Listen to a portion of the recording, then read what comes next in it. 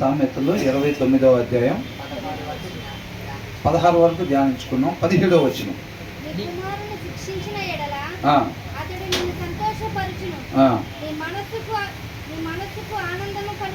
కలుగు చేయను నీ కుమారుని శిక్షించిన ఎడల. ఎందుకు శిక్షిస్తాం?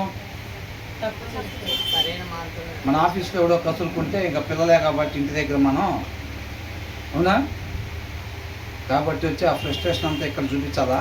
దానికి ఆ శిక్షించేది. మరి దేనికి? ఏం చేయాలో తెలియకపోతే కొంచెం బోర్ కొట్టినట్టుకుంటే పిల్లలిద్దరిని పిలిచి బయట తీసుకొని దానిక మరి దేనికోసం శిక్షించేది? క్రమశిక్షణ. ఇక్కడ ఏముందంటే డిసిప్లైన్ యువర్ చిల్డ్రన్. డిసిప్లైన్, క్రమశిక్షణ. క్రమశిక్షణ అని అంటే క్రమంగా ఉండటాన్ని మనం శిక్షణ చేయటం అన్నమాట. ఇప్పుడు పీటీ మాస్టర్ ఉన్నాడండి, ఆయన ఏం చేస్తాడు? పీటీ క్లాస్కి రండి అందరూ అని అంటాడు, అవునా?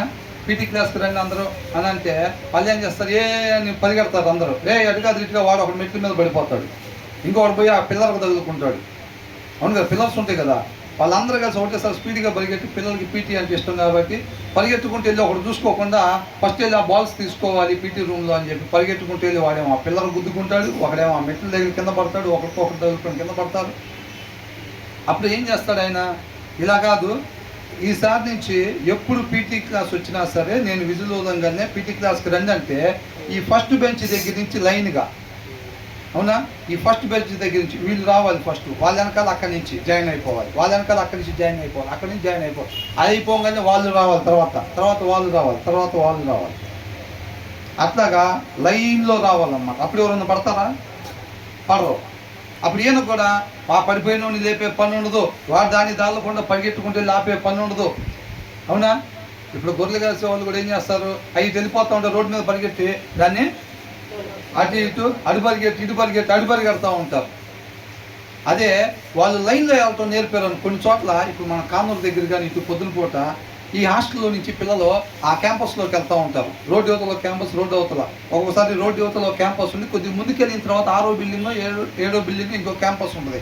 వాళ్ళు ఎలాగెళ్తారు? అసలు లైన్కి వెళ్ళిపోతూ ఉంటారు. అసలు వాళ్ళని చూస్తే ఎవరు చూసేవాళ్ళు ఉండరు, అయినా సరే వాళ్ళు లైన్కి ఒకళ్ళ వెనకాల ఒకళ్ళు ఈ క్యాంపస్లో నుంచి ఆ క్యాంపస్లోకి వెళ్ళిపోతూ ఉంటారు అన్నమాట. ఎందుకని? ఆ శిక్షణ ఇచ్చారన్నమాట వాళ్ళకి. ఆ క్రమములో వెళ్ళే శిక్షణ, క్రమము లైన్లో వెళ్ళాలి, ఆ శిక్షణ ఇచ్చారు కదా. ఆ శిక్షణ ఇచ్చిన తర్వాత ఇక ఆయనకి ఏమైంది? అటు పరిగెట్టి ఇటు పరిగెట్టి అట్లా చేసే పని ఇంకా ఆయనకి లేదు.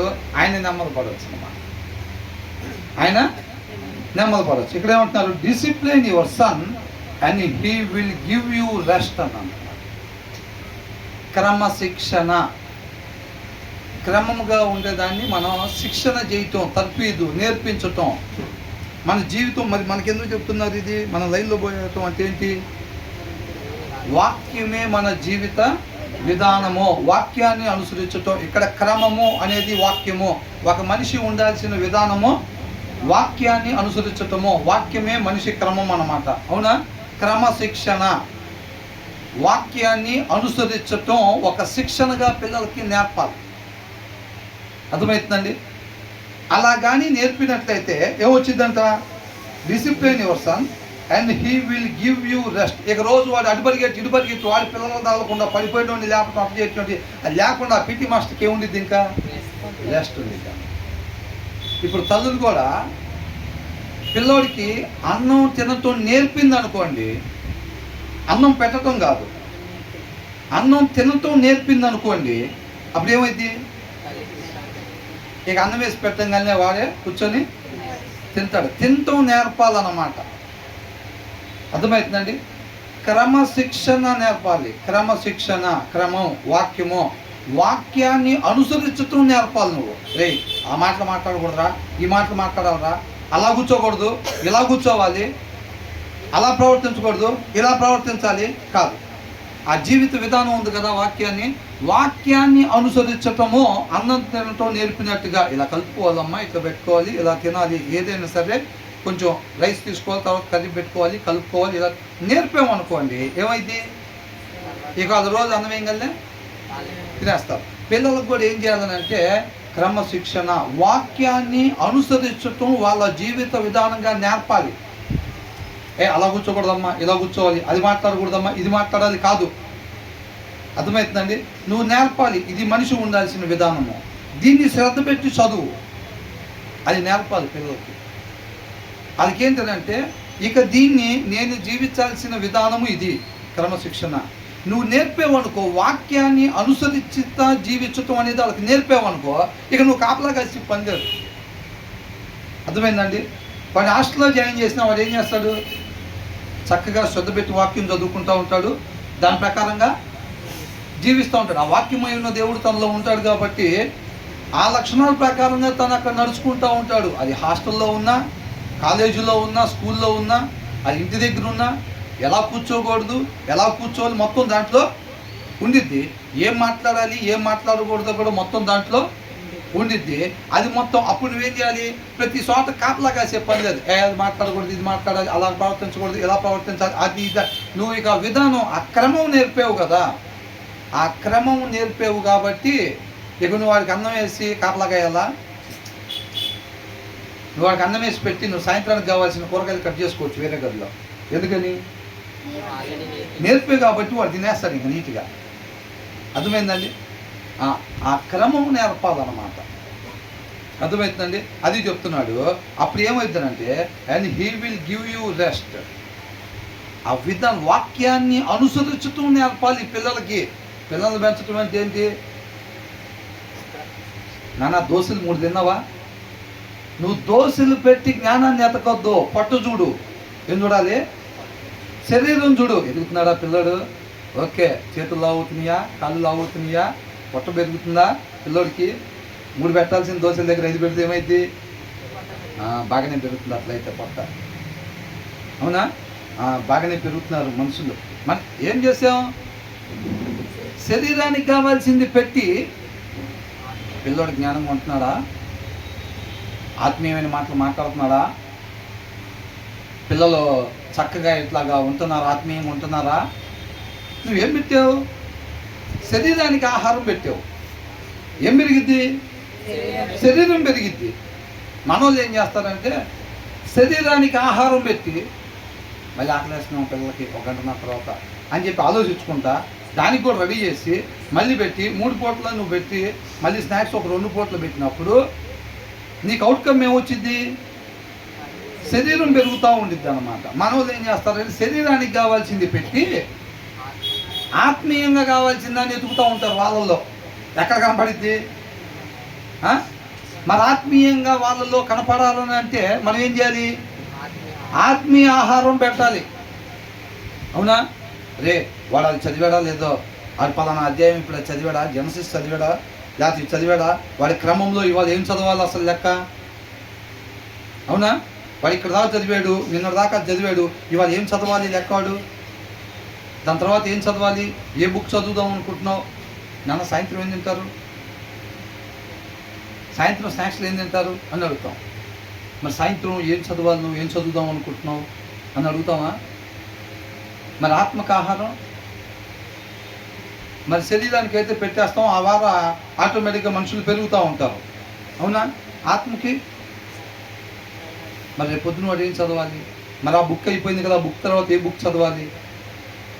వాడున్న ఏజ్కి ఇప్పుడు ఏది ఎక్కువగా తరచుగా చదువుతూ ఉంటే మంచిది, లేకపోతే ఇవన్నీ చూస్తే కదా నువ్వు దాంట్లో ఎతకాల్సింది జ్ఞానం. అవునా? ఆత్మీయంగా పిల్లలు ఎట్లుంటున్నారో నువ్వు ఎత్తుక్కోవాలంటే దానికి సంబంధించి నీ పెట్టాలి. ఫస్ట్ మనం ఆత్మీయ ఆహారం పెట్టాలి.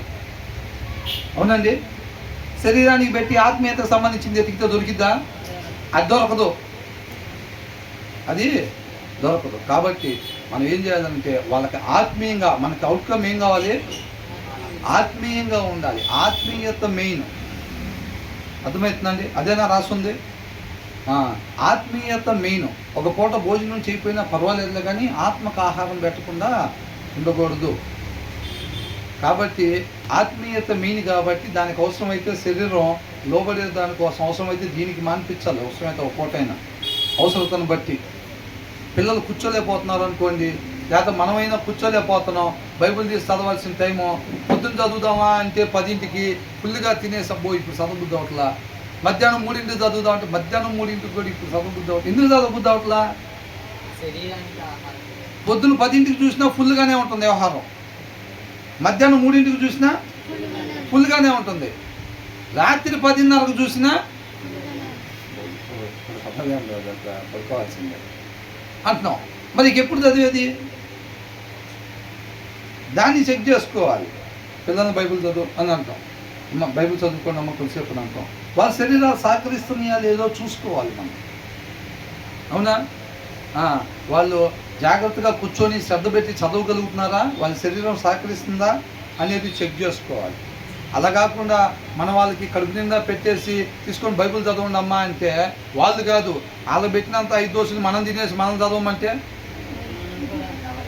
అవునా? అది ఫుల్గా కడుపు నిండా 4-5 కప్పలు మింగేసిన పాము ఏమైంది? ఒకడ కర్ర తీసుకొని కొట్టబోతుంటే కూడా అది అక్కడే ఉంటుంది, అవునా? కర్ర తీసుకొని కొట్టబోతున్నా అది హుషారుగా చలాకీగా ముందుకెళ్ళిపోయే పరిస్థితి. అది మింగక ముందు ఏమైంది? అసలు వీడు బలిగెట్టించింది, అవునా? తర్వాత వీడు కర్ర తీసుకొని దాన్ని కొట్టపోయినా కొడితే కొట్టని చచ్చిపోతాలే కానీ ఇక్కడే నేను మాత్రం కదిలే పరిస్థితి లేదు ఇక్కడ అని అనుకుంటాం. మరి శరీరం కూడా అంతేగా, తినేస్తాం. మరి ఎప్పుడు చదువుతాం అంటే ఏ క్షణం చూసినా కానీ ఇప్పుడైతే ఉల్లో ఎదట్లేదు అని 24 గంటలు అట్లాగే ఉంటే కాదు, అవునా? కాబట్టి మన శరీరం గురించి జాగ్రత్తలు తీసుకోవాల్సిన బాధ్యత మనదే. అది లోపడేటట్టుగా మనం పలానా టైంలో వాక్యం చదవాలి, పలానా టైంలో వాక్యం చెప్పడానికి వెళ్ళాలి, పలానా టైంలో నేను ఇంత సమయం మోకరించి ప్రార్థన చేయాలి అంటే నా శరీరం సహకరించాలి. దానికి ఒక 1/2 అవర్ 45 మినిట్స్ ఒక 1 అవర్ బిఫోర్ వరకు నేనేమో తినకుండా ఉంటాం మంచిది. అవన్నీ ఎవరు చూసుకోవాలి? మనమే చూసుకోవాలి. రారా బిర్యానీ ఇప్పిస్తాను అనగానే అరే ఫ్రీగా వస్తున్నాడు తర్వాత ఇప్పుడేమో అని చెప్పి కొంచెంసేపు అయితే వాక్యం చెప్పడానికి వెళ్ళాలి, లేకపోతే వాక్యం వినటానికి వెళ్ళాలి, లేకపోతే ప్రార్థన చేసుకోవడానికి వెళ్ళాలి అని తెలిసినా మనం ఫ్రీగా అవుతుంది కదా అని బిర్యానీ తినేసామనుకోండి ఏమైంది? శరీరం సహకరించిద్దా? ఏం సహకరించదు అసలు, అర్థమవుతుందండి? కాబట్టి నువ్వు వాడికి పొద్దుగూకులా ఇది కాదు, వాక్యాన్ని అనుసరించటం వాళ్ళ జీవిత విధానంగా నేర్పాలి. ఆ శిక్షణ ఇవ్వాలంట తల్లిదండ్రులు పిల్లలకి, అర్థమవుతుందండి? ఆ శిక్షణ ఇచ్చినప్పుడు నువ్వు వాడిని చెక్ చేసుకునే పని ఏమీ లేదు. అది ఎక్కడున్నా సరే క్రమం తప్పకుండా నా జీవిత విధానం ఇదనమాట అని చెప్పి వాడు దాన్ని చదవటం, దాని ప్రకారంగా జీవించటం, దాన్ని చదవటం, దాని ప్రకారంగా జీవించటం, అది నేర్పేసేయాలన్నమాట పిల్లలకి.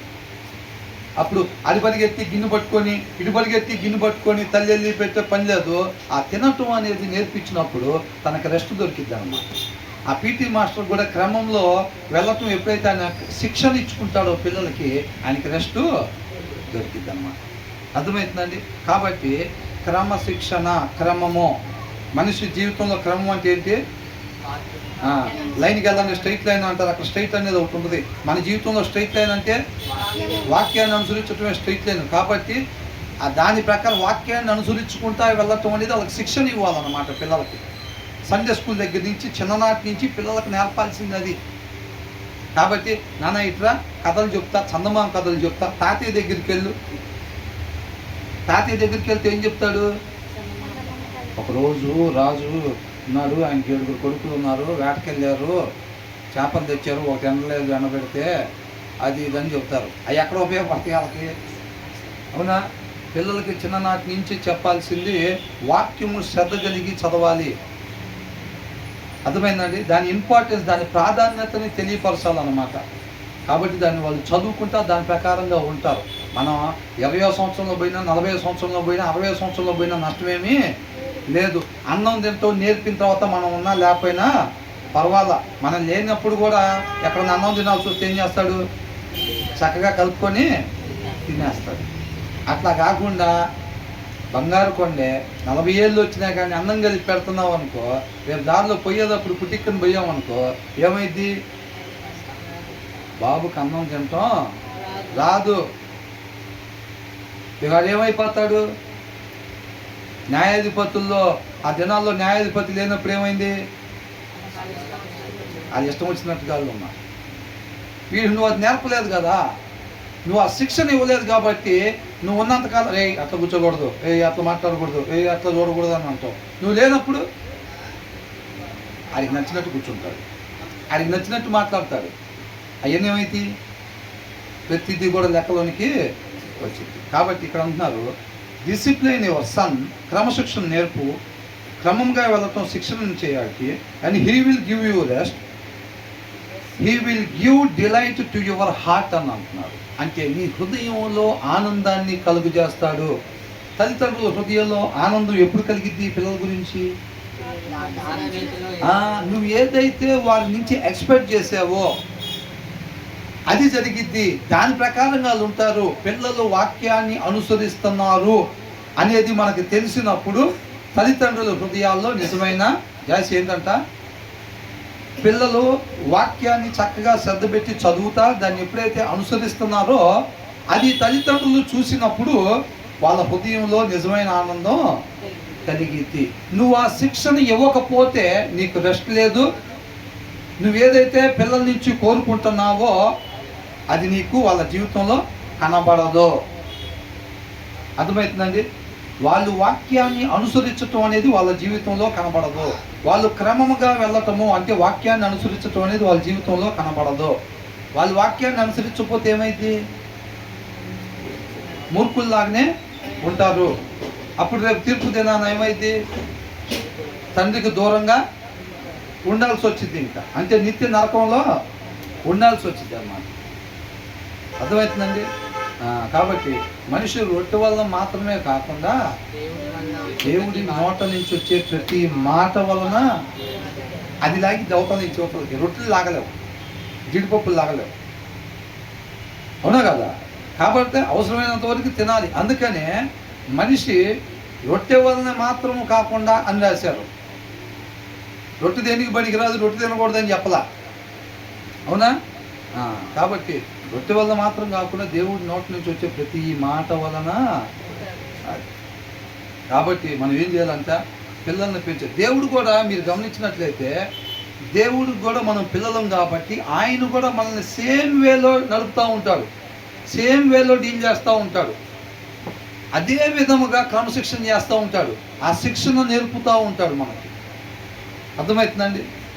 అది హెచ్చరిస్తాము, గద్దిస్తాము, కాదంటే ఒక దెబ్బేస్తాము. అర్థమవుతుందా? అట్లాగే దేవుడు కూడా చక్కగా మనల్ని అలాగే యాజ్ ఇట్ ఈజ్గా ఉంటాయి రెండు. దేవుడు కూడా మనల్ని అట్లాగే ఇచ్చేస్తూ ఉంటాడు. ఏంది నా జీవితం ఎట్లయిపోయింది, ఏమైనా తప్పు చేసానా, లేకపోతే ఇట్లాగా అట్లాగా. ఇప్పుడు మిలిటరీ ట్రైనింగ్ ఇస్తారండి, వాళ్ళు తప్పులు చేశారా? వాళ్ళందరూ పోలీస్ ట్రైనింగ్ ఇస్తారు, వీళ్ళందరూ తప్పులు చేశారా? కాదు. అర్థమవుతుందండి? మనకి కొన్ని పరీక్షలు వచ్చినాయి అని అంటే ఇప్పుడు ఎందుకు ఇస్తారు వాళ్ళకి? అది ఆ ట్రైనింగ్ ఎందుకు? అలానే నెక్స్ట్ ఉద్యోగం వస్తుంది. ఒక అకౌంటెంట్ దగ్గర అసిస్టెంట్కి పెట్టారంటే నెక్స్ట్ నువ్వు అకౌంటెంట్ కాబోతున్నావు. కాబట్టి నువ్వు స్టార్టింగ్ నేర్చుకో, నేర్చుకున్న తర్వాత నీకు మంచి లైఫ్ ఉంది. దేవుడు కూడా దానికి నేర్పుతాడు అన్నమాట. ఏంట్రా ఇలాంటి భర్తనిచ్చాడు అసలు అని అంటే నీకు ముందు అంత మంచి భవిష్యత్తు ఉంది.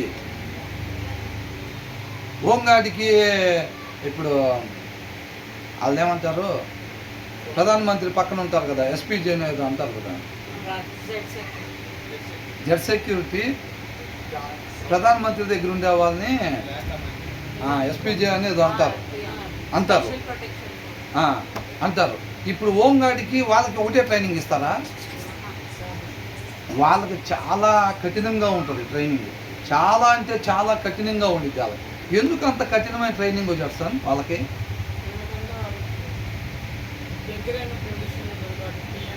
వాళ్ళకి ఇవ్వబోయే, వాళ్ళకి అప్పగించబోయే బాధ్యత పెద్దది. అర్థమవుతుందా? ఇలాంటి భర్తనిచ్చేయండిరా బాబు అని అంటే నీ గురించి ఎక్కువ ఎక్స్పెక్ట్ చేస్తున్నాడు ఆయన, ఎక్కువ బాధ్యత ఇచ్చాడు. అర్థమవుతుందండి? పెద్ద పోస్ట్ అన్నమాట నీకు ఇచ్చింది.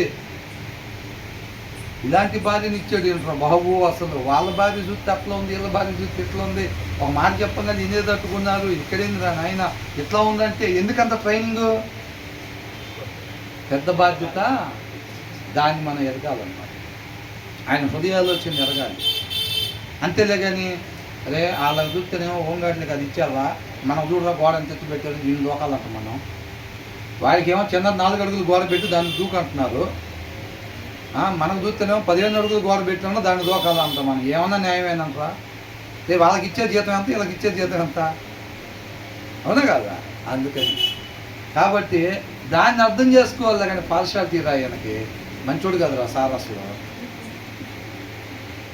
వాళ్ళు ఏదో ఇచ్చుంటారు ఇంటర్వ్యూ అప్పుడు వాళ్ళ నాన్న ఏదో కవర్ తీసుకొచ్చి ఇచ్చుంటాడు. ఊహ భయంకరం తెలుసండి, ఊహ భయంకరం. రిలేషన్స్ని దెబ్బతీసిద్ది. మనం అరే ఇట్లా అయిందోరా, ఇట్లా అయిందేమోరా అని అనుకుంటాం చూసారా, అది కేవలం మన ఊహ. దాని మీద బిల్డ్ చేసేసుకుంటాం ఇక మన అభిప్రాయాలు. ఇక మనం వాడికి ఎట్లా ఉండాలో దాని మీద కట్టేసేస్తాం అన్నమాట. ఒకవేళ మనం ఊహించింది కాకపోతే మొత్తం తేడా పడిద్దిగా. కాబట్టి ఊహ. సౌలు కూడా ఏం చేసేవాడు, లోపల మాట్లాడుకుంటూ ఉండేవాడు. అది కూడా రాశారు చక్కగా. సౌలు లోపల ఒక వ్యక్తి ఎలా మాట్లాడుకుంటాడో అట్లాగా మొత్తం ఇట్లా అనుకునేవాడు అని చెప్పి నీటికి రాశారు అవన్నీ. అది కాబట్టి మనం అలా ఊహించుకోకూడదు ఎప్పుడు కూడా, అవునా? కాబట్టి ఇక్కడ ఏమంటున్నారు, ఆ క్రమశిక్షణ పిల్లలకి నేర్పినట్లయితే కనుక వాడు చక్కగా బ్రతుకుతాడు. మనకేంటంట, దేవుడు బాధ్యతతో కూడిన ఆశీర్వాదం పిల్లలని అంటే పిల్లల్ని ఇచ్చే థ్యాంక్ యూ ప్రభు అని చెప్పి దాని నుంచి ఏం అడగకుండా ఉన్నాడో. పిల్లల గురించి ఖచ్చితంగా తల్లిదండ్రులు లెక్క అడుగుతాడు. అర్థమవుతుందండి? వాళ్ళకు ఫుల్గా మేపేసి వాళ్ళకి ఏమి చదవకుండా వదిలిపెట్టామంటే సొసైటీలోకి ఏమైపోతాడు, తనను తాను నాశనం చేసుకుంటా. తన హృదయంలో వాక్యం లేదు కాబట్టి తనను తాను నాశనం చేసుకుంటా అందరిని కూడా నాశనం చేస్తాడు. అగ్గిపుల్లు ఏమైంది చెప్పండి, దాన్ని నిలబెట్టుకుంటూ ఉంటుంది, మిగతా దాన్ని మొత్తం కూడా తగలబెడతా ఉంటుంది. అంతే, అట్లా జరుగుతూ ఉండేది. ఖచ్చితంగా పిల్లల గురించి తల్లిదండ్రుల లెక్క అడుగుతాడు. అందుకని ఏమంటున్నాడు, హీ విల్ గివ్ డిలైట్, ఆనందం టు యువర్ హార్ట్, నీ హృదయానికి ఆనందం అప్పుడు వచ్చింది అనమాట. నా పిల్లలు ఉండాల్సిన రీతిగా ఉంటున్నారు అని నువ్వు చూసినప్పుడు, నీకు తెలిసినప్పుడు, నువ్వు విన్నప్పుడు ఆ ఆనందం మనకి కలిగింది.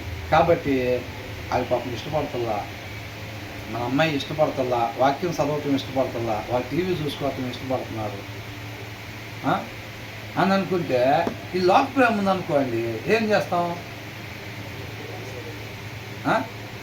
టీవీ చూసుకోమని ఇస్తే, లేకపోతే ఫోన్ చూసుకోమని ఇష్టపడుతుంది. హాస్పిటల్ కాడికి వచ్చి ఇక్కడ దాకా కట్టేస్తారు స్కేల్ కట్టి, వాడికి కదిలిస్తాడని చెప్పి వాడు స్కేల్ వేసి ఇక్కడ ఇది పెడతారు. అది ఫోన్ చూసుకుంటే ఆనందం ఫీల్ అవుతాడు. హాస్పిటల్ కూడా ఫోన్ ఇస్తారు. అది అవునా? అలా బెడ్ మీద కూర్చొని చూసుకుంటూ ఉంటాడు. ఏమవుతారు, బైబిల్ చదువుకోమంటే బాగుపడింది పాప, బైబిల్ చదువుకోమంటే బాగుపడతాడు. వాడికి ఇష్టం ఉండదు, అది లోపల ఇష్టం లేదు. అది కాబట్టి లోక ప్రేమ ఏం చేసింది, కొంచెంసేపు టీవీ చూసుకో, ఏంటంట కొంచెంసేపు టీవీ చూసుకో అంటే పిల్లడు ఏమవుతాడు, okay mummy thank you mummy అంటాడు. అవసరమైతే ఒక పప్పి ఇస్తాడు, ఇది కూర్చుంటాడు. అది ఆనందంగా కళ్ళు పెద్ద చేసుకొని ముఖాల్లో చిరునవ్వు వేసుకొని టీవీ చూసుకుంటుంటే తల్లి ముడుచుకునే పరిస్థితి, తండ్రి కూడా ముడుచుకునే పరిస్థితి. 2 ముక్కలు అవసరమైతే 5 ముక్కలు వేసి తినరా అని అంటారు. అవునా? వాడు తిన్న తర్వాత వాడికి శరీరం ఏమైనా సహకరించదు. ఆ ఒళ్ళు చూసి వీళ్ళు ముడుచుకుంటూ ఉంటారు. ముడుచుకుంటారా లేదా? మా పెదనాన్నల అబ్బాయి ఉన్నాడు, మా అక్క వాళ్ళ అబ్బాయిని, అరే పద్దాకలనే డైలాగ్, ఒళ్ళు చూసి ముడుచుకోబాక దేనికి పనికి రాకుండా పోతావు, ఒళ్ళు చూసి ముడుచుకోబాక దేనికి పనికి రాకుండా పోతావు అంటూ ఉంటాడు. నిద్రపోయి లేచి ఏం చేస్తావు చెప్పండి, నేలతో మొహం కడుపు నీళ్ళు అర్థం చూసుకుంటాం, పెరిగిందా జానదా అని చెప్పి చూసుకుంటూ ఉంటాం. అవునా కదా?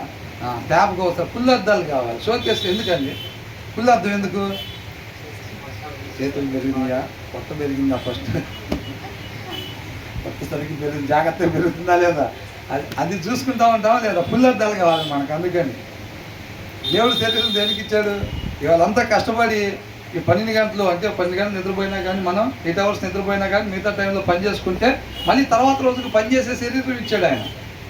ఈరోజు ఏ సైంటిస్ట్ని వదిలిపెట్టినా కానీ తయారు చేయలేడు. ఇట్లాంటిది తయారు చేస్తాడా?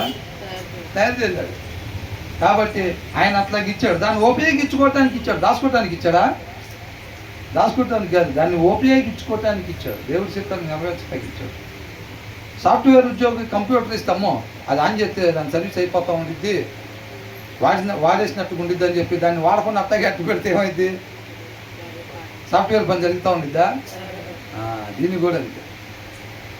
మనం దీన్ని ఆయన చిత్తాన్ని నెరవేర్చడం కోసం మన ద్వారా ఏదైతే ఆయన సత్క్రియలు చేయాలి అని మన టైం పీరియడ్లో మనం ఏం చేయాలని చెప్పి ఉద్దేశం కలిగి మనం సృష్టించాడో ఆ పనులు చేయటం కోసం మనకి శరీరాన్ని ఇచ్చాడు. అంతే తప్ప ఎండలో పోతే రంగు మారుతాం అనుకుంటా, పడుకోకపోతే బుగ్గలు పెరగవేమో, లేకపోతే ఆర్టిస్ట్ లేకపోతే ఎత్తు పెరగం అనుకుంటా, ఇలాంటివన్నీ చూసుకుంటున్నాం అనుకోండి. రేపు రోజున తాజా శరీరంతో తాజా విద్యను కూరగాయలు పెడుతున్నారు చూసారా?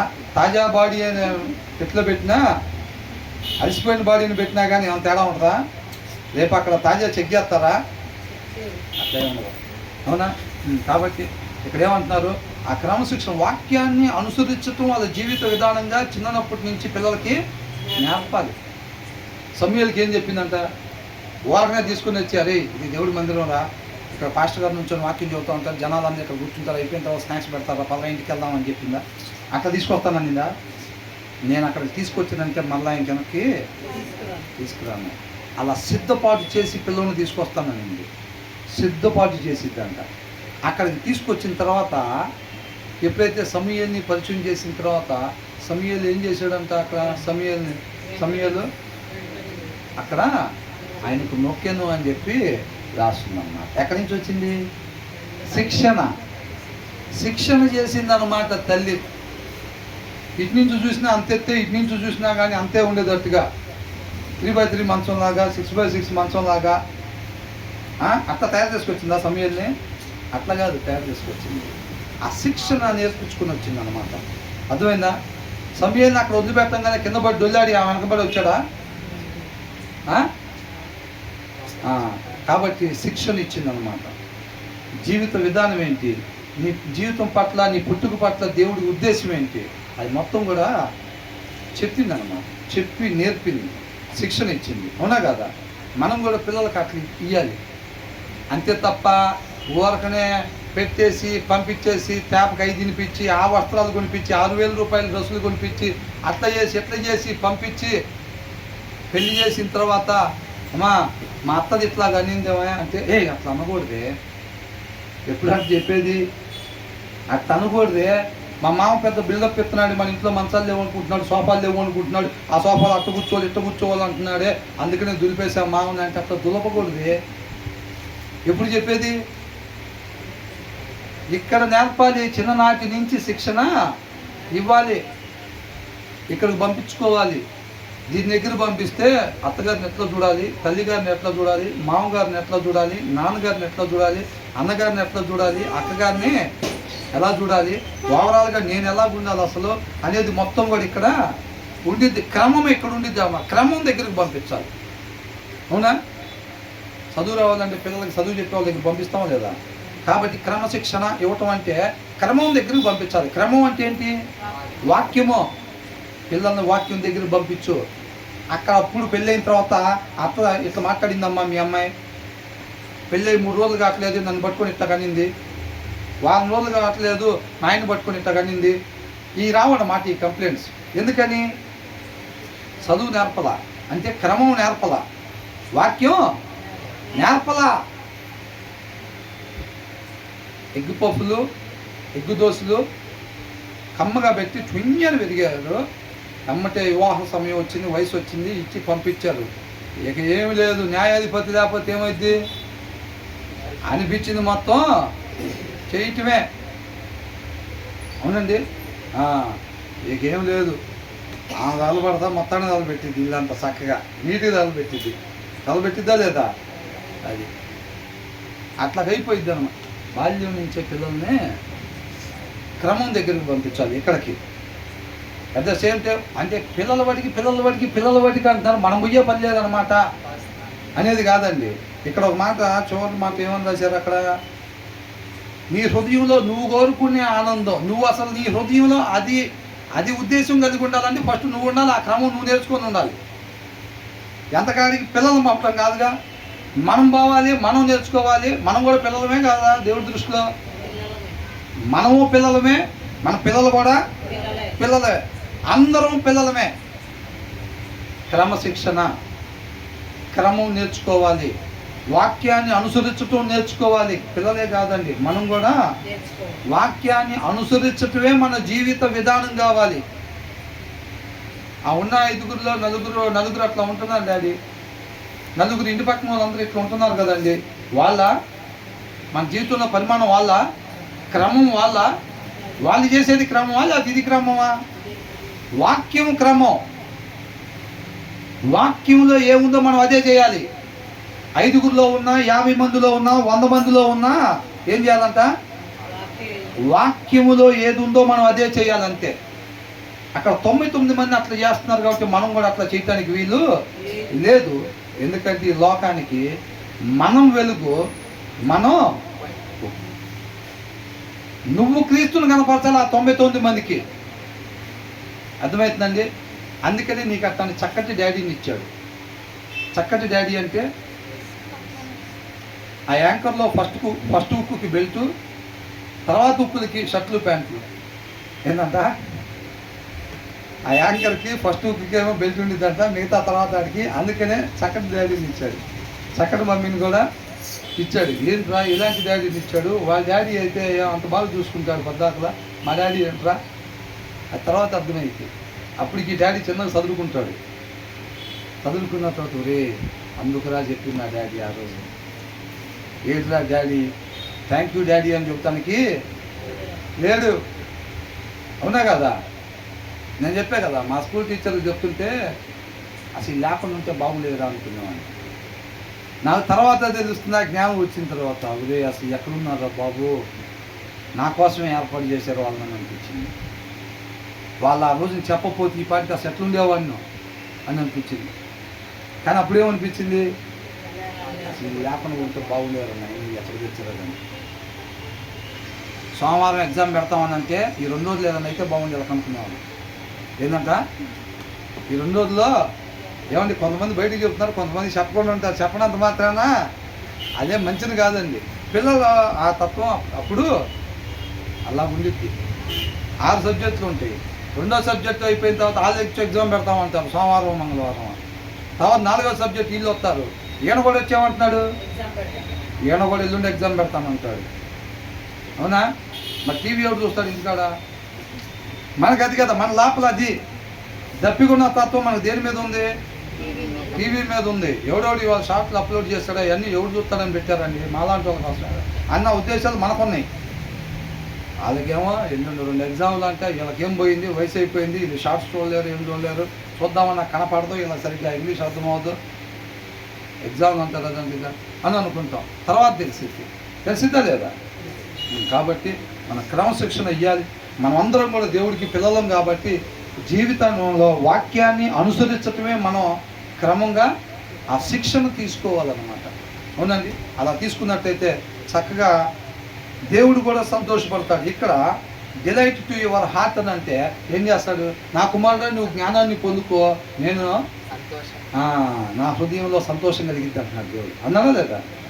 కాబట్టి మనం ఎప్పుడైతే ఆ క్రమశిక్షణగా మనం జీవిస్తుంటే అది 100 ఏళ్ళలో అయినా, 80 ఏళ్ళలో అయినా, 60 ఏళ్ళలోనైనా, సజీవులుగా ఏ వయసులో అయినా సరే ఆయనకి పిల్లలమైనా కదా, అలా మనం వాక్యాన్ని అనుసరిస్తుంటే మిగతా వాళ్ళు ఎట్లా ఉన్నా చేసి మనం మాత్రం నీతిగా న్యాయంగా మాత్రం ఎప్పుడైతే ఉంటామో ఆ తండ్రి ఎంతో ఆనందపడేవాడిగా ఉంటుంది. ఆయనతో సహవాసం చేస్తుంటే నువ్వు ఎప్పుడైతే వాక్యాన్ని అనుసరించిన ప్రతి చోట ఆయన ఆనందపడుతున్నాడు అనేది మనకు అర్థమైపోతూ ఉంటుంది. అర్థమైద్దా లేదా? బాగా వంట చేసినప్పుడు భర్తకు వడ్డించారనుకోండి, అవునా? భర్తకు వడ్డించినప్పుడు ఏమర్థమైపోయింది? భర్త చక్కగా కలుపుకొని ఎదురు కూర్చున్న భార్యతో కూడా మాట్లాడకుండా తినేస్తున్నాడు అనుకోండి, హ్యాపీగా ఫీల్ అవుతున్నట్టున్నాడు, బాగునిపించింది అనుకుంటా ఫుడ్ అని అనుకుంటారా లేదా? అట్లా అర్థమైద్దా లేదా? అర్థమైంది. ఎడమోఖం పెడమోఖం అనుకోండి, అర్థాలు కావట్లాగా. అట్లా కాకపోతే చక్కగా కలిసి ఉంటుంటే అర్థమైతే లేదా? ఫీలింగ్స్ అర్థమైంది. అది అందుకనే ఇప్పుడు ఒకవేళ బడ్జెట్ ఆలోచించి భార్య అది వద్దులే ఇది తీసుకుందాం అంటే అయినా సరే భర్త అదే అడుగుతూ ఉంటుంది, అది రేట్ ఎక్కువ, భార్య ఎందుకు అంత బడ్జెట్ అని అనుకునేది.